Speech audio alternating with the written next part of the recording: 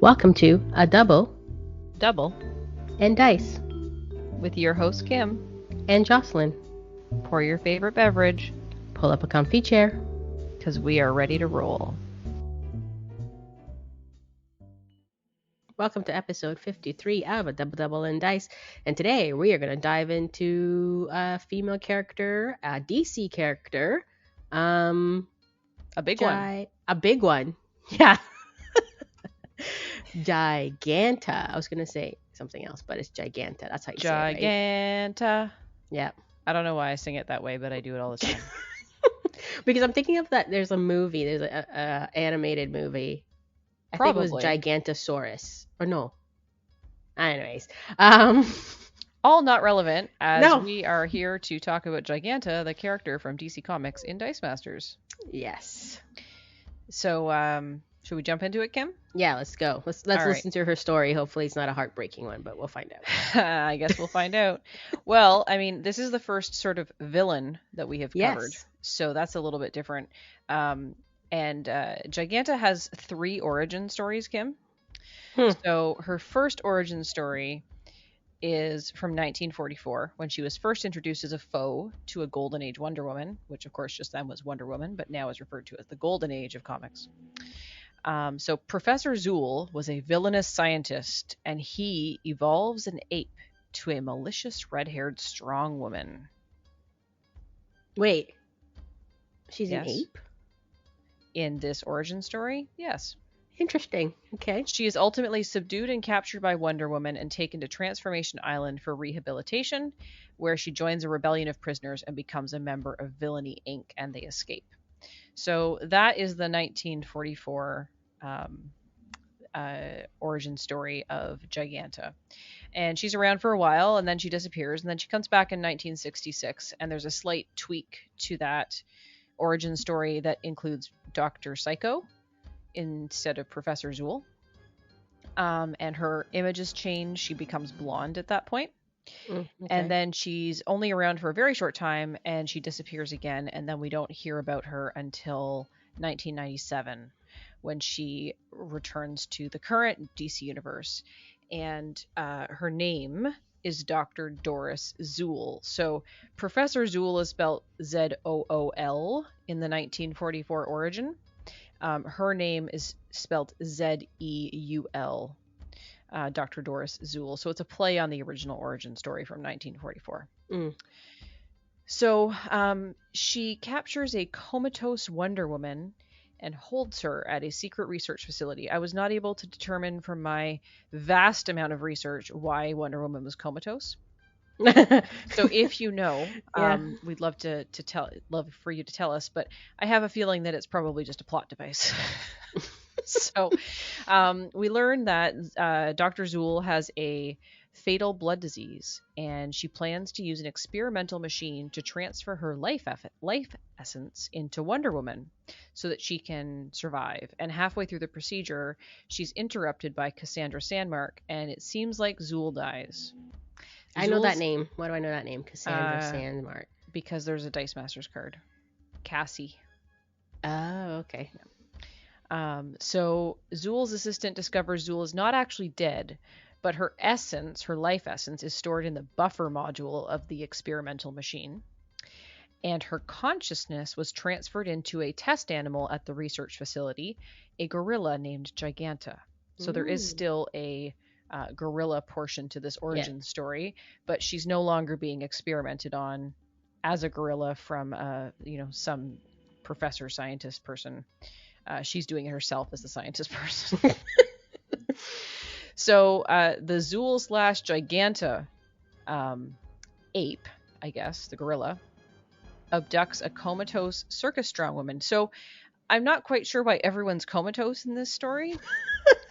But again, I'm feeling plot device, like lazy possibly, but maybe it's just the summary that we were reading online. Maybe there's actually really good origins here that just was not clearly outlined on the website wonderwomanfandom.com in the wiki. So maybe there's more to it. So if there's more to it, let us know. But right now, everyone's just comatose because it makes life easier for us. Yeah. So going back to this comatose circus strong woman named Olga, we learn that Zool apparently succeeds at transferring her own mind into Olga and Olga's mind into the gorilla. But this is done like off screen. We don't, off page. We don't know the whole story. Mm-hmm. So now once Giganta, or Dr. Zool, is in Olga's body of the circus strong woman, she discovers that she has the ability to grow to gigantic size.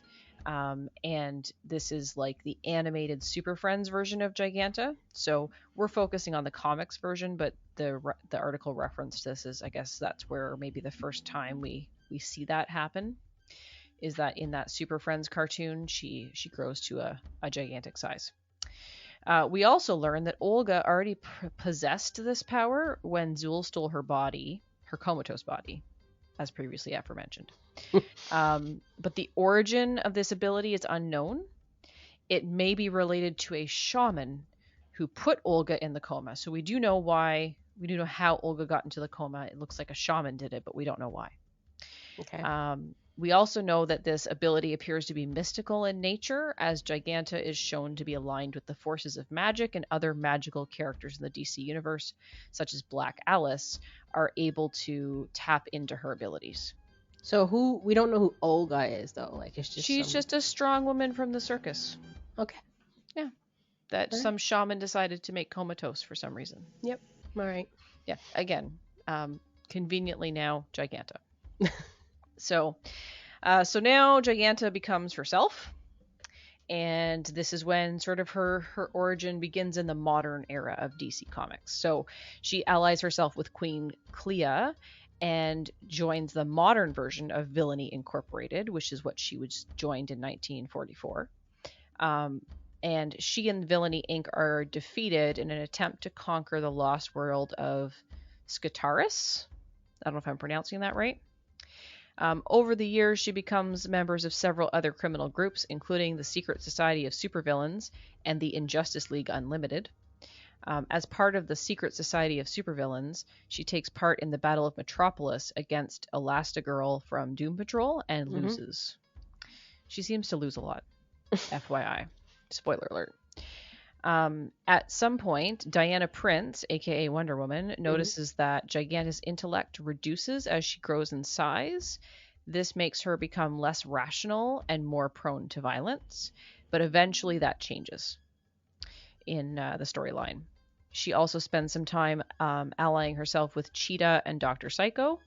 After the Infinite Crisis storyline, I guess at the end of this storyline, different people have assumed the identity of the heroes. So Donna Troy becomes Wonder Woman, and Giganta and Cheetah and Dr. Psycho are looking for the real Wonder Woman, Diana Prince, or Diana of the Mascara, who's I'm definitely pronouncing wrong. And so they're searching for the real Wonder Woman, and they engage in battle with Donna Troy, who's current Wonder Woman. They also engage with the current Wonder Girl, Robin, and Diana Prince herself, but they don't know it's Diana Prince because she's not as Wonder Woman. She's working as like a government agent. Don't really have clear understanding of this storyline here, as well as Hercules, and Hercules actually defeats Giganta. Again, remember, loser. Keeps losing. These villains keep losing. So then there's another storyline where we find out that she starts like dating the Atom. So the new Atom is someone called Ryan Choi. And in this storyline, she is a teacher at Ivy Towns University. So, again, real original DC names here. Ivy Town. And during her time as a teacher here, she becomes affected and controlled by, again, going to pronounce this wrong, Menagala, the monstrous cancer god. All right. And he sends her to seduce and capture Ryan Choi, the Atom. In this storyline, so it's kind of funny, like somehow she swallows the Atom. Okay. And the Atom discovers that Giganta has a tongue ring. This was called out specifically in the article, so I thought that was interesting. But eventually, she is freed from this control of the monstrous cancer god, and seemingly repentant, she approaches Ryan for a second chance. Before their second date, though, the Atom is approached by Wonder Woman and asked to wear a wire for his date with Giganta. So they go on the date, and in the date, she professes her desire to reform from villainy into, I guess, becoming like a hero or a normal person or something. But then somehow she learns that he's wearing a wire. I guess maybe he leaves the table because she tears the roof off the restaurant and sees Wonder Woman and Ryan talking in the street. So he must have gone away. And then there's there's a Wonder Woman and Giganta fight. And what Giganta doesn't know is that Ryan had taken the wire off and he was no longer wearing it. So he was believing her, but then she, showed her worst side. Yeah. Right. So there was a fight, and then in the conversation and the ensuing, between the Atom and Wonder Woman, something happened and Giganta escaped. There is some allusions to the fact that their relationship may have continued. Sort of like off screen or off page, and it's alluded to in certain points, but they keep their hero villain stuff separate from their relationship. So she's also allied with a bunch of other villains, including Darkseid. She fights in an incarnation of the female Furies with Wonder Woman, Batwoman. I don't know why I wrote Batman in my research. This is incorrect. Wonder Woman, Batgirl, and Catwoman. She has been possessed by the Fury of Stompa and was only freed when Supergirl smashed the skull and crossbones mask from her face. So, interesting. She's been around. Her powers. So I guess her natural height as this Olga / Doris Sewell person is 6 feet 6 inches tall. She's pretty tall. But she can grow to several hundred feet. Sometimes they talk about it as much as like 25 stories high. Her strength is higher than an average woman, but it's not superhuman until she begins growing. Again, this is in a direct quote from the article. So that's what they said.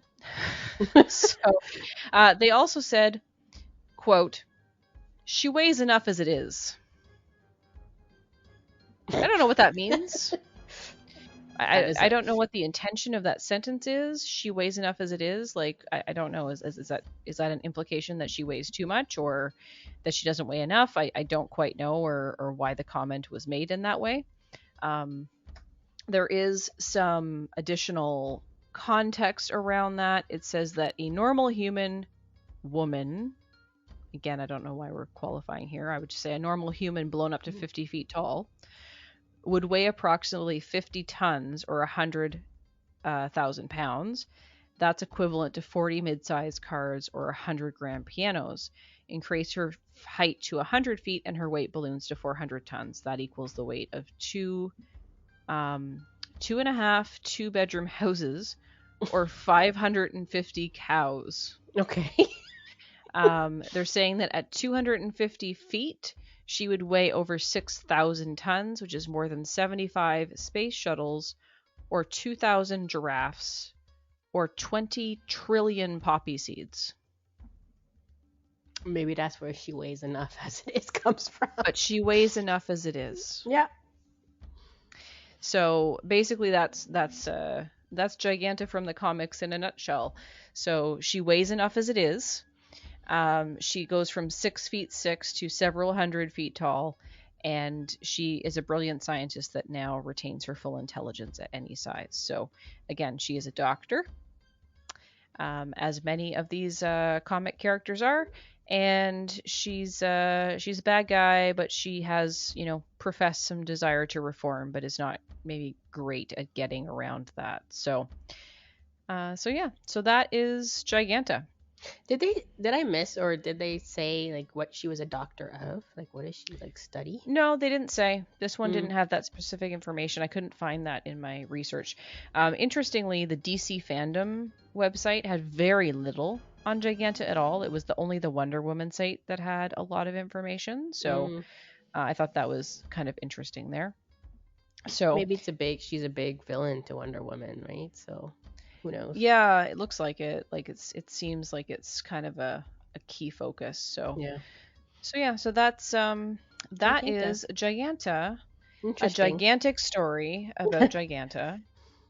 It's actually quite a long conversation about Giganta from what we've done before. So, but yeah, lots of interesting stuff there, and again, just some of the specifics in the story. So I mean, she didn't have any, evil people. She didn't have to kill her husband or her boyfriend or any of those things that we've come across. Just comatose people. That's all. Just the comatose is kind of weird, and the gorilla origin story, especially from 1944, is a little odd. The 1997 tweak is marginally better in my personal opinion, but still a little odd. But it's a comic book, so we'll give them the benefit of the doubt. And the 90s were weird, so yeah. So, Kim, should we talk a little bit about Giganta's cards? Yeah. So, overall, she has 6. 3 from Green Arrow and The Flash, and then 3 from Superman and Wonder Woman. That's right. She's actually the same stats across both sets. She's a 022, 155, 166, so not bad for stats-wise. Needs to be big. Except for her level 1. She weighs enough as it is. Yeah, well, she grows, right? So she grows. She's a 5 cost throughout all of the sets and a fist. She mostly has the villain affiliation on all her cards, and she does associate with in the Green Arrow and the Flash with what is that one called again? That's the Legion of Doom. Legion of Doom, yeah. Which is interesting. Yeah, we didn't come across that in the comic books. So maybe that is from one of the TV series, because there's several that she's in that we just didn't talk about. We referenced Super Friends, but she was also in the Legends of the Superheroes, the Justice League TV series, and Justice League Unlimited, which we didn't go into that in the research. So maybe in one of those, the Legion of Doom takes a part. Yeah, maybe. So for Green Arrow and the Flash, there was a common, an uncommon, and a rare version to her. Her common is called Big Ups. At the beginning of your clear and draw step, you may spin Giganta up 1 level. If you do, Giganta can't be blocked by Psychic Dice this turn. I like the spinning up. Yeah, as we go through this, we're gonna realize she has a common theme. Yeah. Her uncommon is Tall Glass of Water. At the beginning of your clear and draw step, you may spin each of your Giganta dice up 1 level. Each one that you spin up in this way can't be blocked by only 1 character die until end of turn. So you have to block her with 2 or more. Yeah, and this is the first card that introduces a global. Yes, which was a very popular global. I think a lot of people use this global. Pay 1 generic. Spin target character die you control down 1 level. Yeah, and that ties in really well with her ability, because you get to, if you can spin her down on your opponent's turn, then when your turn comes around, you can spin her up, and then you're making it so that your opponent has to block her with 2 dice or can't block her at all. Yeah. Right, so it plays right into that ability. And her rare version is Larger Than Life. She weighs enough as it is. At the beginning of your clear and draw step, you may spin Giganta up 1 level. If you do, that character die gains Overcrush until end of turn. Yeah, and then there's some reminder text on Overcrush. Yeah. So, yeah. And then she has the same global that's on the uncommon. The same global on that, yeah. Yeah, so I think that's probably the best one.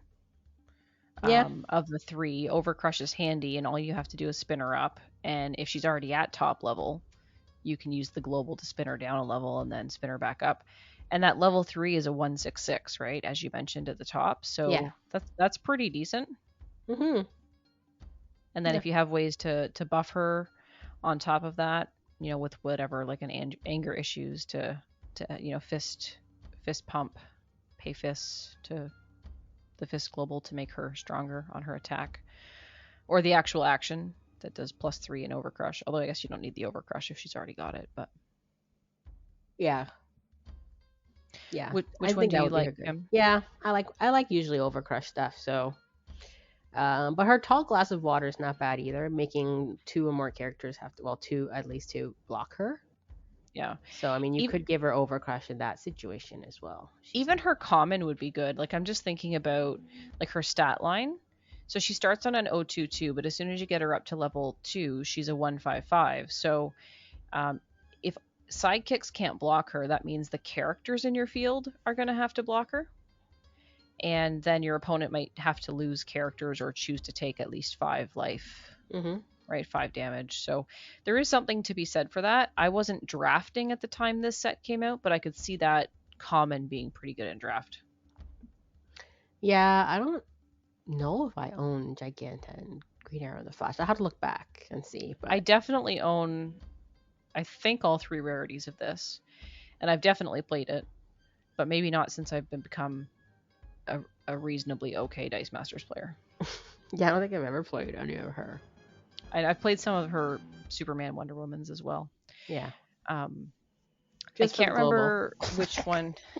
Not just for the global. I'm actually looking at it. I prefer her dice from the Green Arrow and the Flash set because they're prettier. So the dice are yellow with like blue, like a navy blue image on Purple. them. It's like blue. Looks like purple to me. It's kind of bluish, purplish, something like that. But her in Superman, Wonder Woman, it's exactly the same die, and it's yellow with gray, and it's harder to read the die, I think, because it's kind of translucent. So I actually prefer the die from Green Arrow and the Flash. But anyway, that's just me. It's all about color. Yep, unreadable. So her Superman Wonder Woman set. They're all common versions in this because Superman Wonder Woman was a starter That's right. kit. Yeah, starter kit. That's it. That's the name of it. It's been so Yep. long. Her first one here is Dr. Zorzul. So there you go, her name. Yep. Whenever you or character dice you controlled are damaged, spin Giganta up 1 level. Like it. Yep. Next one is Villainy Inc. Yeah, the first villain team she joined. Yep. When fielded, spin all opposing character dice down 1 level. So I like that, but now that we have stuff that spins things to energy faces, I don't like it as much. Yeah, and you can't spin anything out for sidekicks, so Yeah, they can't go any lower than that. I think the first one is better so far. Yep. And her last one is Standing Tall. While Giganta is active, when a character die spins up, each of your Giganta dice gets +1A and +1D. She has a global on here that if you pay a fist, spin target character die up 1 level. Yeah, so that's the best one. Yes, definitely. If you can get enough fists to spin up dice, Yeah, get her up there, even especially if she's on her high and and she's getting her buffed, and you can put overcrush on her on blockable or whatever. I mean, nowadays, I wouldn't even work with that global. I would pair her with Power Almighty. Yep. Because Power Almighty, the basic action, says spin all of your active character dice up 1 level. And then for each one that you can't spin up, then you would prep a die from your bag. Although the global is still handy because you could actually spin up your opponent's dice. Because his target character die, Yes. it doesn't say your target character die. So you could spin up your opponent's dice to buff her if you had a way to give her overcrush or unblockable. Yeah, I would say that one's the best one on that. Yeah. It's probably the best one of all 6, to be honest. Yeah. Like if you can get her up on level 3 already and she's a 6/6, and then let's say you play a Power Almighty and you spin up a bunch of things, and maybe she's a 9 or a 10, and then you pay a couple of fists and you spin something else up, and there's some way to give her overcrush. You've got a Hulk out or a anger issues or something like that. Like that could be devastating. Yeah. Yeah, I want to try that. Yeah. Make like a spinny team with her. Yeah. Be interesting. Yeah, maybe throw some Awaken in there. Stuff that Mm-hmm. spins up and does things as well. Since you're spinning things up, you might as well, spin up the atom and do 2 damage, or spin up Nebula and do 2 damage to your opponent and 1 target character die. Yeah. So all her cards pretty much was around the spin key word there. Everything was spinning. Spin, spin, Yeah, spin. it's all about making her, I guess, stronger, taller, bigger. Like that's not enough. But she weighs enough as it is, Kim. Yeah. It's the key. It's the key thing for today. I don't know who wrote this article, but that sentence just bothers me. I don't know if you've noticed or not, but Are these? Well, these are fandoms, so I'm assuming they're open to anyone, right? Like can edit it and put the information in. I don't know how these things work. yeah, I think so. I don't know. If you are someone who knows how this works, please let us know, and how we can reach out to someone and ask about she weighs enough as it is means. But we really shouldn't be commenting on people's weight, regardless of their chosen gender or born sex or anything like that. Like, it's just, we don't need to specify that she's weighs enough as it is for a woman. Yeah, She's I don't know. strong enough as a woman. Maybe the Stronger article than was the written average in the woman. like 60s or something. No, it doesn't look like it's that old. It can't have been, because it references thing that happened in like recent comic books. Oh yeah, then probably not. Yeah, So plus the internet didn't exist in the 60s. true that too. Anyway, so yeah, I think if I had to pick one of these to build around, I would definitely pick Giganta Standing Tall from the Superman Wonder Woman. That would be my first choice. And my second choice would probably be Giganta Larger Than Life, the rare from Green Arrow and the Flash. Yeah, I would agree with you. Those are the two best ones from each of the sets. And we'd love to hear what you pick, and what teams you've made with Giganta. Have you ever played her on a team? How does that work for you? Be interested to see that. I'm also interested, as again, I'm going to reference the other game that I play, Kim. Okay. As I play HeroClix, and I do a lot more things with keywords and theme, where you're focused on everything being like thematic. I don't really do that in Dice Masters right now, but I'm more interested in doing that. Like, I'd like to make a female Furies team with Who were the Batgirl. Furies again? I can't remember. Batgirl, Catwoman. Let me go Wonder back Woman? to my Wonder Woman. Yeah, I think it was Wonder Woman. There may be others as well. But yeah, it's in my research, but I can't find it right now. There it is. Wonder Woman, Batgirl, and Catwoman was a incarnation of the female Furies. So maybe that would be fun to build something like that, right? So I don't know. But those are the two I would pick. We'd love to hear what you picked. We'd love to hear what teams you've built with Giganta. And, hopefully we will see another version of her in the Superman Kryptonite Crisis set, which is due out sometime this year, maybe. When 8 weeks after poor Dark Phoenix, Poor releases. Dark Phoenix, that as of time of recording has been announced, will be released in Canada and the US on March 9th, asterisk. Asterisk equals. We'll maybe. See. We're hoping. You know what WizKids should do? This is what they should do. They should be like sitting in the boardroom like, okay, we think this is going to come out February 15th, but let's be smart. Let's actually say that this is actually going to come out March 15th. That's the date we're going to put. So then if it comes out early, you're going to have a very happy Dice Master people. Yeah, but if it comes out early, no one will know. Well, that's good, because everybody was surprised and be like, what? It came out before the due date? Oh my gosh. And then they give themselves a whole month extra to deal with, warehouse crap. I mean, it is what it is. And I just want to, I want to thank Jimmy, the WizKids product manager, and all of the WizKids teams for being, first off, super prompt in responding to community questions about the Dark Phoenix set, which, if you haven't clued in yet, is what we're talking about. The Dark Phoenix Saga set has been delayed, unfortunately. So it was due out actually on the day of this recording. We're recording this on February 16th, and it was supposed to come out today. and as a result of some warehouse and shipping related type issues, it will not be coming out right now. So we've got another 3-ish weeks to wait. But the way I see it is we've waited 18 months. Another 3 weeks is not going to kill any of us. It'd be funny if Kryptonite actually now beat the race. I don't think that's going to happen. I really don't think that's going to happen. So that would be funny. So anyway, but yeah, so when Superman Kryptonite Crisis comes out, which was originally planned to be approximately 8 weeks after Dark Phoenix Saga was released, maybe there'll be a Giganta in that set. Maybe. I don't look at spoilers, so I don't know. And if there is one that has not been spoiled yet, then maybe WizKids can, send it our way and we can update our Giganta episode in the future. Yeah. Yeah. We'll see. So that's, I think, all we have on Giganta, right, Kim? Yeah. All right.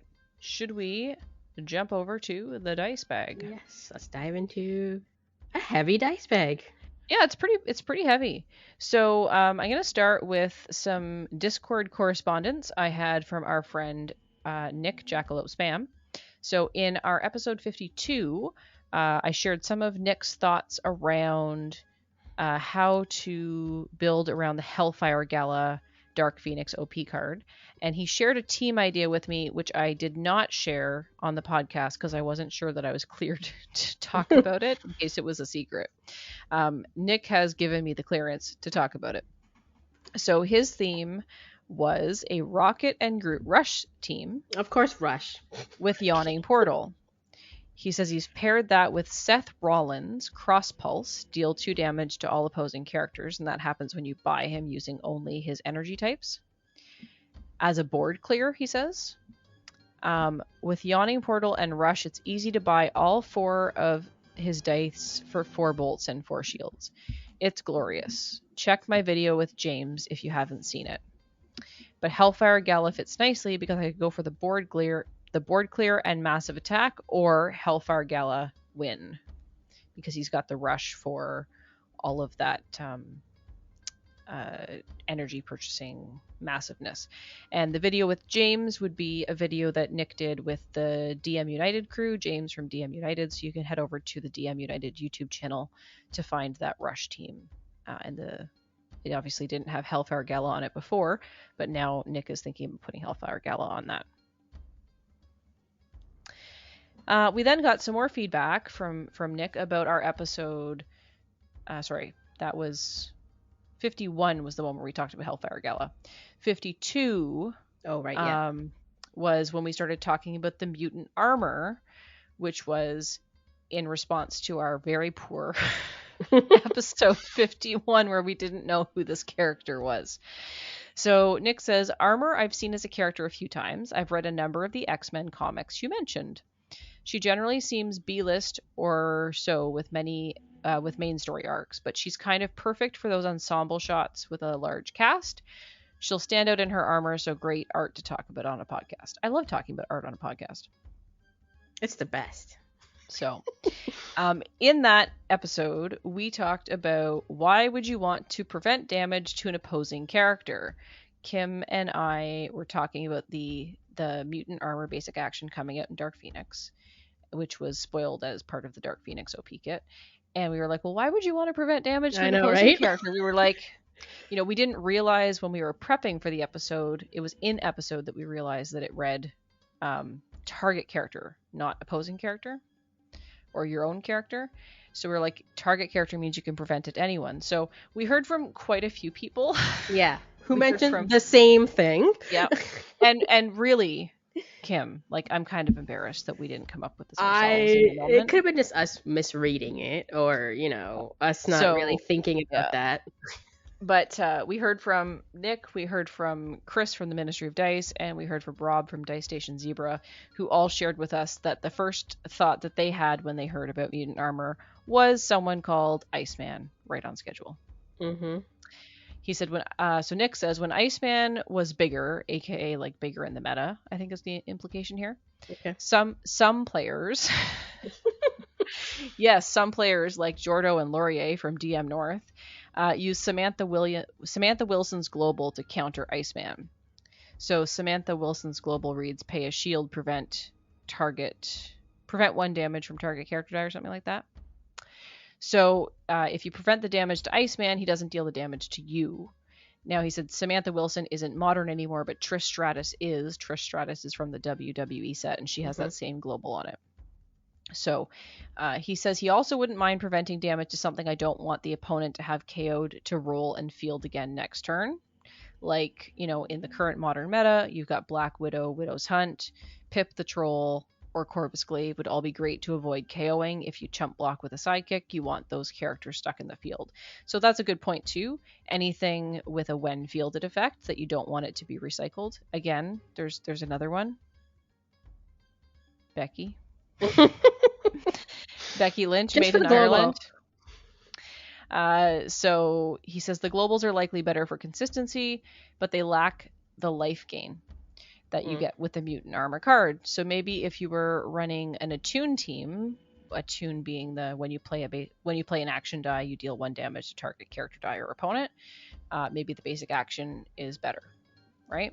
Right. So he also was something there. That was the DM United. Okay. He was also talking to someone else. This is going back to the Hellfire Gala comment about how to make Hellfire Gala work faster, and he was talking about the super rare master mold could get bonkers with Hellfire Gala. So that's coming up in Dark Phoenix, and it creates sentinel tokens, and tokens are character dice in the field. It creates one, I believe, when it is fielded, when it attacks, and possibly when it's KO'd. I don't remember. Definitely when it's fielded and when it attacks. But he said that's 2 cards costing 6 each to win.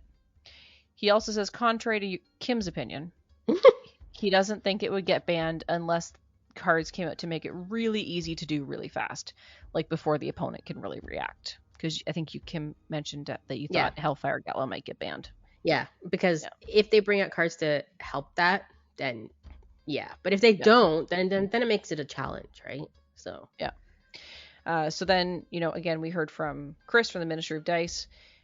You could stop an opponent from spamming damage on cards like Iceman and Nova. Nova's an older version of the Iceman card. Then he hashtagged that live listen. So he was sending that to us mid-episode. We also heard, sorry, I had forgotten about this one, from everyone's fave hero Donnie on YouTube. Right. And his first thought for armor was playing against Iceman. Yes, so everybody thought about it except us. Wait, okay, so finish Donnie, and I have a thought. Okay. Do you want to have your thought now? No, go ahead. Okay. So Donnie continues on in his comment about banning cards. He's like, I think they banned Shriek because of having Drax and Typhoid Mary and her all on one team would make too many shenanigans. I hear what you're saying, but I think Shriek was just going to be rotated out anyway before that set came out, because Drax and Typhoid Mary came out in Infinity Gauntlet, which wasn't due out for another 4 or 5 months at the time that the rotation happened. But definitely it would be a lot of control if you had all of those characters on one team, because Typhoid Mary and Shriek Sonic Beam have the same effect, which is when you field the character die, you can name an opponent's card and prevent them from, it ignores their text. And then Drax is when you field it, it prevents the character from being purchased or fielded. Mm-hmm. So that's a lot of control. Mm-hmm. He says, I don't know if you've ever played against a Golden Lockout team. It can get to the point where you cannot do anything. I think they were trying to prevent that. He said his idea for Hellfire Gala was to use the Tyrannosaurus zombie and the zombies from Tomb of Annihilation and the Battlestack guys. I think that's the Batiri Battlestacks. And Queen Grabstab. I will need to find a way to use X-Men since I like themes, but I haven't looked into it yet. I normally play Golden. So that is Donnie. So my thing is, they're saying to use armor to prevent Iceman damage, right? But armor is a basic action. So you would have to roll it obviously on your turn. And most likely, Iceman's not doing anything on your turn. Well, Iceman, I see what you're saying, Kim, but I think with Iceman, a lot of the Iceman teams were using a force attack global because his damage was dealt in the attack step. So if you forced your opponent's sidekick to attack, then all of a sudden you have an attack step that you can use Iceman in on your opponent's turn. Right.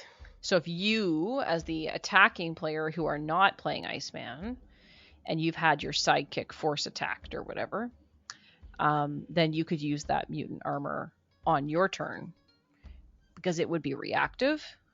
And I think maybe what we should do is talk a little bit about Rob's email. Okay, because I was gonna say but your opponent would just not do it.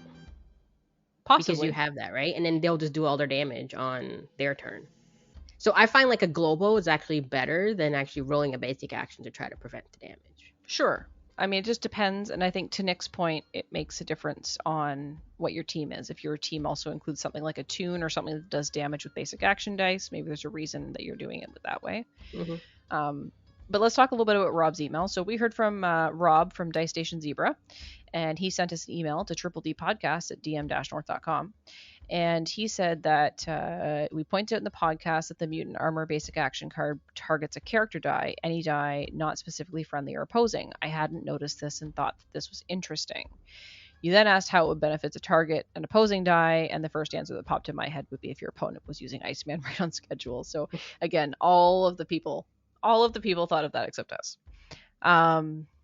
So then he said, would this be reactionary like the Sam Wilson Global? And he says yes, and we agree with that. I think it's a reactionary ability. And then he was asking if it would only prevent the target occurrence of damage as it reads up to 2 damage, or can you prevent the first 2 points of damage if they were dealt individually? So for example, let's say you're using a Magic Missile Global, pay a bolt, deal 1 damage, target character die. Rob was asking if we played mutant armor when that happened, would it also prevent the next instance of damage? We have to read what armor says again, but yeah. So, we took a look at it, and I think that it prevents the damage when you use the basic action die, based on the language in the die. So, Kim, do you have it handy? When episode 51. Yeah. So prevent up to 2 damage to target character die, and move this die to your used pile because it's a continuous die, so it sits. That's right. No,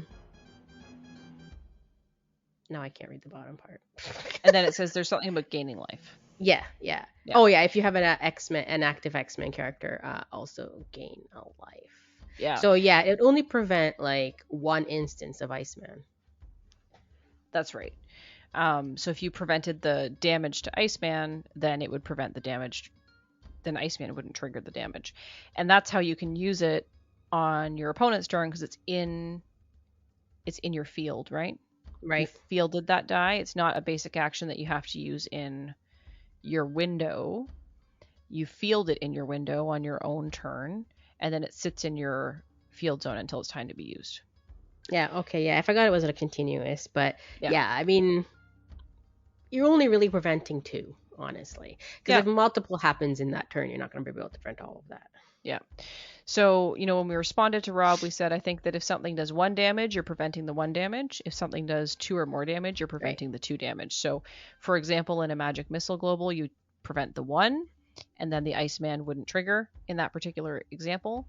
Or if you were fielding a Jubilee Wondra, which does 2 damage when you field it, then you could prevent both of those damage if it's being applied to a character die. Mm-hmm. Right? And then once you've moved the die to out of play if it's your own turn, or to the use pile if it's your opponent's turn, then the effect is complete. Yeah. So, and to sort of back that up, I did go to the rule book and come out with a little bit of information here.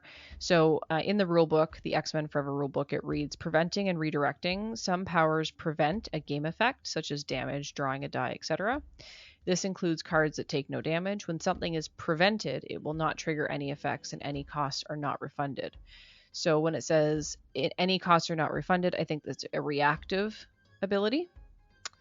And I did do a big search of the rules forum for anything that included the word prevent. There's a lot of hits. But the most useful thing that I found was a ruling for Iron Fist Immortal and Captain America Super Soldier that tells us that preventing and reducing are the same for game purposes. So I think that the way that I would read mutant armor is it says, because Rob's question was, could you apply it proactively? I think I skipped that part. So I don't think you can. I think it says it prevents 2 damage with no qualifier. It's reactive. If it said prevent the first 2 damage, you could apply it proactively, but that's not what it says. Mm-hmm. So I think everything else that we know that prevents damage has been reactive to date, so that it seems to be reactive. And that seems to be the general sense. We did hear back from Rob, and he said, yeah, he agrees with that interpretation, but he really enjoyed the discussion. And we hope that you did as well. So let us know what you think of mutant armor as well as Giganta. Do you think that it would work the way that we're describing it here? That it's a reactive effect? And it just prevents the whatever instance of damage that you're reacting to. Yeah. Yeah, I don't think it'll prevent all of it. It'll just be used. It's preventing that. It goes to the used, whatever it goes, and it's done. It can't do anything else. Yeah. You have to have like 100 sitting in there to,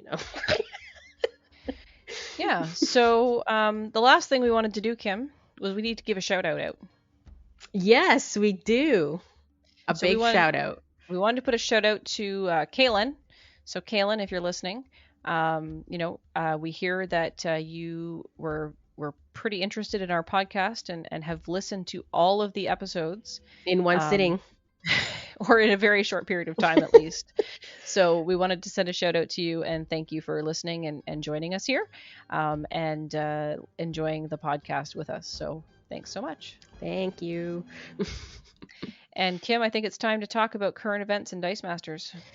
Current events coming up on Saturday, February 26th is Dice Social. And we're going to be doing a keyword theme around rush. That's right. Mm-hmm. I've never played it. I will build a team for it. I don't know if I'll play, but we'll see how our numbers turn out. But yeah, that should be interesting.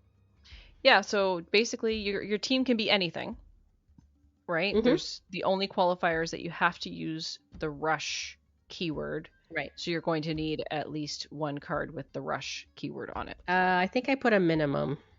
Did you? I did. 3 or 4. I can't remember. Maybe 3. Has to be rush characters. 3 rush characters? How many rush characters are there? 9? 9 different versions? Yeah, I don't know. I looked at it. I looked at it when I put this together. Rush. You must have at least 3 rush characters on your team. That's weird. Did you find it? Well, it's not coming up. When I type in rush, I'm getting like anything that's got rush. I think I have to rush is only an Infinity Gauntlet, right? Are you putting it in the filter name or the other column there? No, I'm putting it in the other column. Okay. But the thing is, it's coming up with things like over crush. Yeah, put starts with, I think maybe might get you where you need to be. You know, the little starts with, yeah, the little maybe not. Maybe not that one. Yeah, that wasn't working and quotes weren't working. But anyway, so there's a Groot. Yes, there's Groot, there's a Rocket Raccoon, yeah. There's Gamora, there's Iron Man, and there's Star-Lord. There's only 5. Well, there you go. Pick 3. Wow, Kim. Drax. There's a Drax. Drax? Yeah, okay. There's a Drax. So there's 6. I did look. There was enough to put 3 on your team. So I thought there was a Rocket as well. There's a Rocket Raccoon. Yeah, okay. Anyway, so you need to build a rush team if you would like to come to Dice Social, and the rest of the team would follow whatever other rules Kim put in place. Which is modern or no? This is modern, yes. So modern with 3 rush characters, and come out to the Dice Social on February 26th. Yep. And you can join that by participating in the Dice Masters online Discord, right, Kim? That's right. Yeah. What else is happening in online Dice Masters? Weekly Dice Arena still happens Tuesdays at 9 p.m. You mean a double and Dice Presents Weekly Dice Arena? Yep. We're actually going to be doing a bit of a facelift. So Jordan and I have been talking, so we might see a little facelift for that. Nice. And make it true like weekly Dice Arena, because Dice Social is its own thing. We do use Dice Social for it, but we think we'll make it its own thing. So. Gotcha. So yeah, we'll see that hopefully soon. And then on Thursdays is 4 p.m. Eastern is Dice Fight, more geared for anybody on the other side of the pond. Yeah, it starts about 4 p.m. Eastern time. Yep. So depending on what your work schedule looks like, if you can participate, if you're in North America, Yep. because you're always welcome. And then that's there's purely through the Discord, so you'll have to go to the Discord and that channel to see what's going on and themes and all that fun stuff. Yeah, and then we've been having some other events showing up as well. The Dueling Grounds, Kim. Yeah, so that is run by a player, David. I'm guessing I think Dueling Grounds is his store, because he uses the win to put it in. So that has his own channel now. So I think he posts all his dates in there, and so you can check it out. Yeah, it seems like he's been trying to do some Mondays and sometimes on Saturdays. So go to Dice Masters Online. You can check the Dueling Grounds channel, or you can look up Dueling Grounds in the Win. It is in Ontario, Canada, but it's being held online, so you can participate from anywhere in the world. Yeah. I think that's about it. Yeah, I think that's it for right now. So that's all of the online events you can participate in. So hopefully you can join us at Dice Social on February 26th. And otherwise, we would love to hear from you. We'd love to hear from you if you'd like to participate in our Dice Bag segment by sharing some thoughts with us. So you can find us in all of these different places. You can find us at email, dpodcast@dm-north.com. You can find us on all of the socials. We're on Facebook, Instagram, and Twitter as dmNorthTV. You can go to our YouTube page, go to youtube.com/dmNorthTV, or follow us on Twitch, where we are doing all sorts of things, not just Dice Masters, but you can find us at twitch.tv/dmNorthTV. So until next time, on a double on dice.